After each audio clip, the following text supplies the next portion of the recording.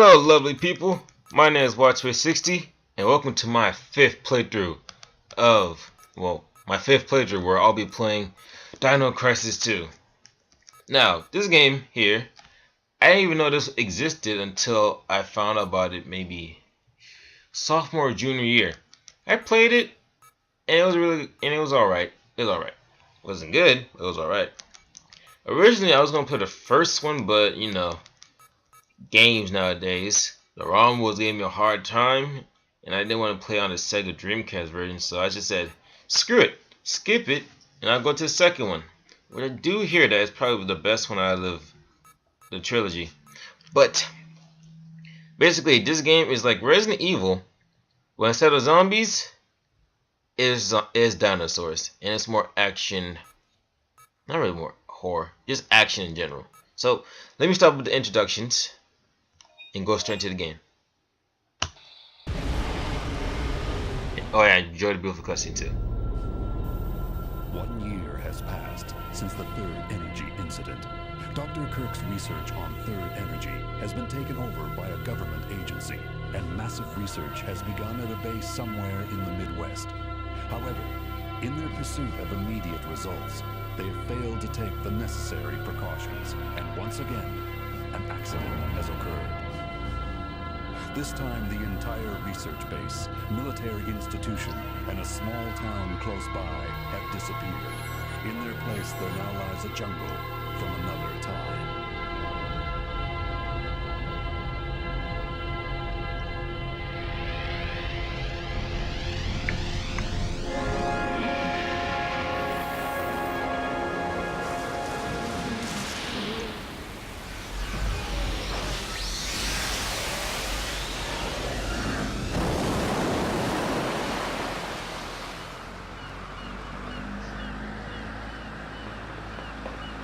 May 10th, 2010. I'm about to step through a gate into another time. That air. Or maybe it's another world. I'm being sent in with other members of TRAT. Our mission? To rescue 1,300 survivors and collect data on the Third Energy Project. Hey Sarge, where do you want this? Did you organize a transmission on this GPS? There's something wrong. Hey. Huh?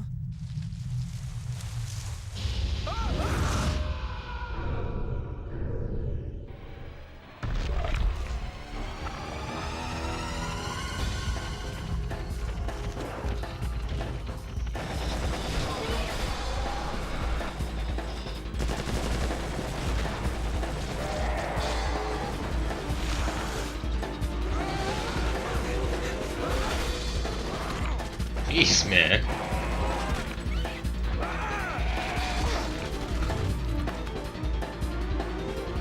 This is like Jurassic Park.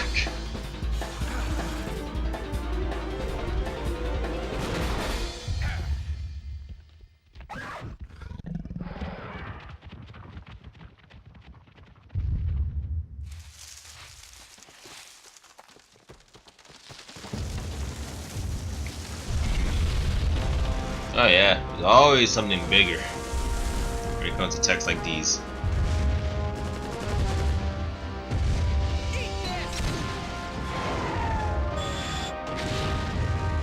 Home dude took off torpedo in the eye.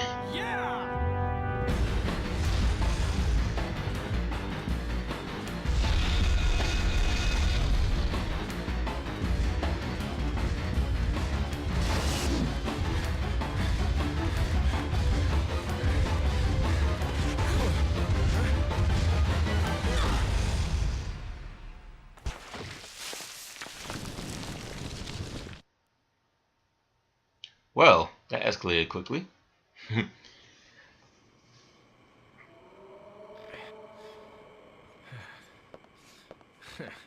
So, this is the Cretaceous way of welcoming guests, huh? Not exactly the red carpet treatment. There's no response. I'm pretty sure my team's alright. There's more than 1,000 survivors. Let's get moving. Now hold on. What was your name again? Hey!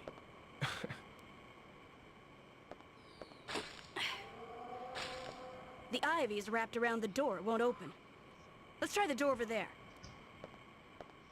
Oh, come on. Didn't they teach you how to open a door at sort training? Here, I'll show you. Watch this.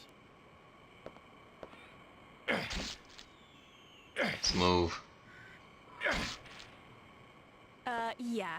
That weapon definitely suits a Trat member. But I prefer to go in this way.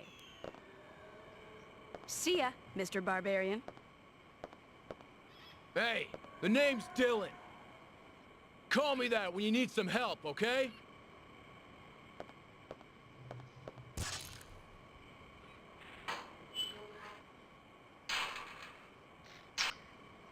Yup, Dylan, that's real smooth.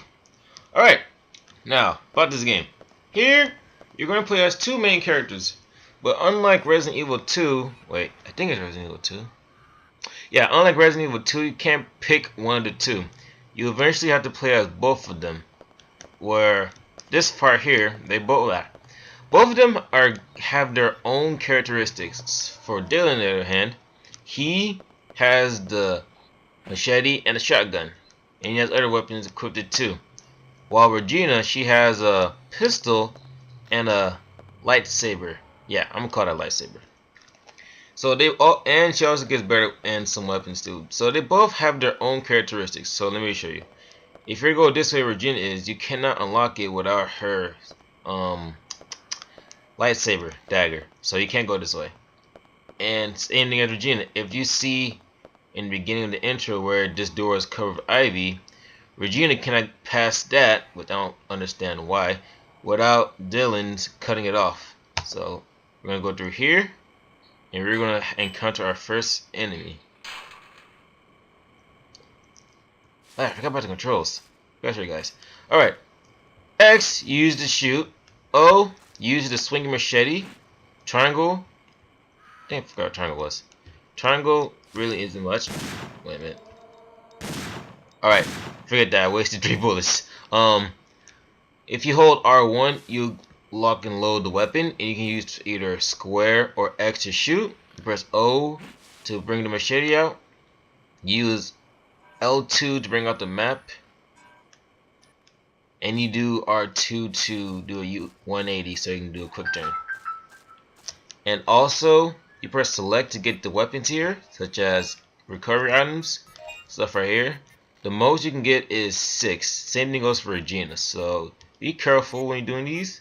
Key items, main weapons, you'll get more weapons in the long run, and sub weapons, and files and maps and all that stuff. So now that I've explained the wasted 8 minutes of the introduction and figuring out the controls, now we get into the real stuff.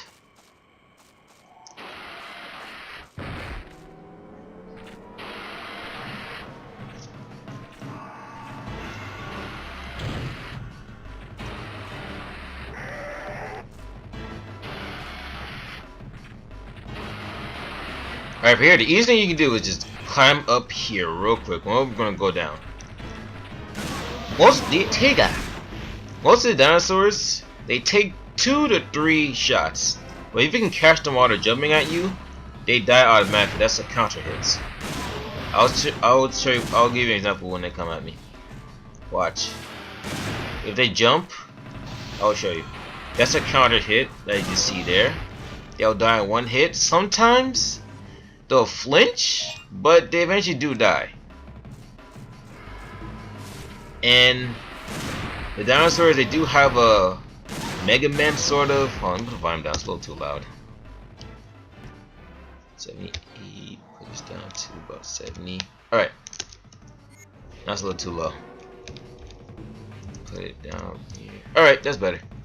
Alright, so they have a Mega Man effect to them. So if you were to go, let me show you. If you were to go into this area here and you already return back, they respawn. So unless you know what you're really doing, don't try to go back as much as you can.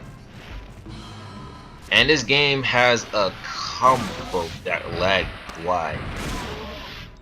This game has a combo feature to it, meaning if you can get depending on how many how many dinosaurs you can take out in a short period of time, you get points, and those points result into buying ammo and new weapons and stuff like that. But if you can go through an entire area without getting damaged, you get additional points, which can come really handy. I think if I can do this, I'll show you what will happen if you go to an area without getting hit. Come on, dinosaur, stop this. As you can tell so far, this game isn't really Resident Evil type. There's not really much horror to it. It's just really more action packed. They're similar with story wise. They both have accidents that they forgot to fix. Well, of course, nope. Alright, as you can see there, with no damage, 2,000 points, and depending on how many combos you get more points. And then there'll be some times where, depending on how many combos you get more points for no damage, so it's like 6,000. And also, for the enemies here, the dinosaur wise, normal mode, you see how they're more, what's the word? They're that color, but in hard mode, they're more of a greenish color. I have played, geez, what's wrong with me today? I played hard mode for like maybe a good 5 minutes, but I never beaten the game in hard mode. But it isn't really hard, it's just more of a, they take more damage than usual. And they do sometimes jump up.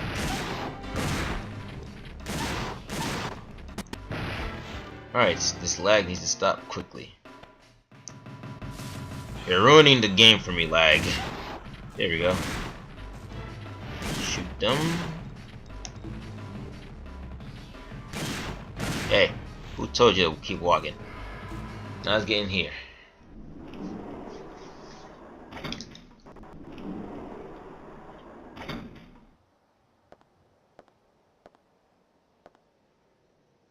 Hey, don't run from greatness. Hey!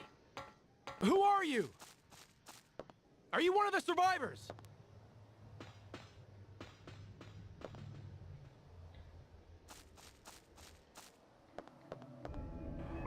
Don't run away! Come out! We came here to rescue you! Of course. Yeah, that dude you saw there, they're gonna put a key point to this game. They're gonna explain more into it. Oh yeah, forgot about these.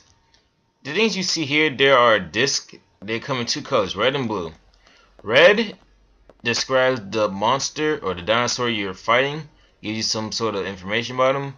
Blue, on your hand, gives you sort of like a little bit of some diary entries about what the survivors did at the time, or maybe some documents on what to do.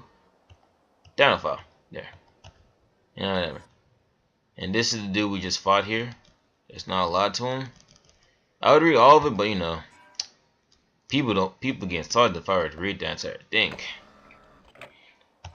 Now, shopping wise, this thing here, this is a very overpowered weapon. I'm not gonna lie to you. You can probably go through this entire game just being this, but problem with this weapon is when you first buy it, it has low ammo. So when you go to buy ammo, well, go to magazine. If you're low on weapon or you want to get more ammo, charges here, you can buy more ammo for your gun, while for cartridge you can buy more space, so you can buy more ammo space. But don't mess with those yet. If I were you, I would just focus on getting recovery items and weapon, or saving up for this weapon. Because once you save up for the weapons, you can just practically do whatever you want with the rest of the money. Let me see what's more useful for me to buy. I'll buy this, and I'll buy 2 of these. And also for health wise, do not buy a lot of medium to large. Just save your money and buy small, because depending how you go about in the game, it'll be useless to buy large. You only buy large if you're on a very dire situation. Now, when I'm going to save, I'm going to use two save files. I'm going to use one for Dylan, and I'm going to use one for... Wow, I forgot to explain the other girl's name. Regina, the soccer looking girl. Yeah. And right here, I will not go in here yet. Because, you know what this is? It is a poison place. Poisonous plants. I mean, you could go in here, but, you know, you won't die as much, but you can't go in there without a flame launcher. That way you can defeat the flames. You can kill the plants off with that. And of course I'll get a rescue pack. Rescue packs are another way of, what's the word? It's a save continue, really. If you are to die and you lose all your health, this is another way of going back to the game without losing your save file. Recognize greatness.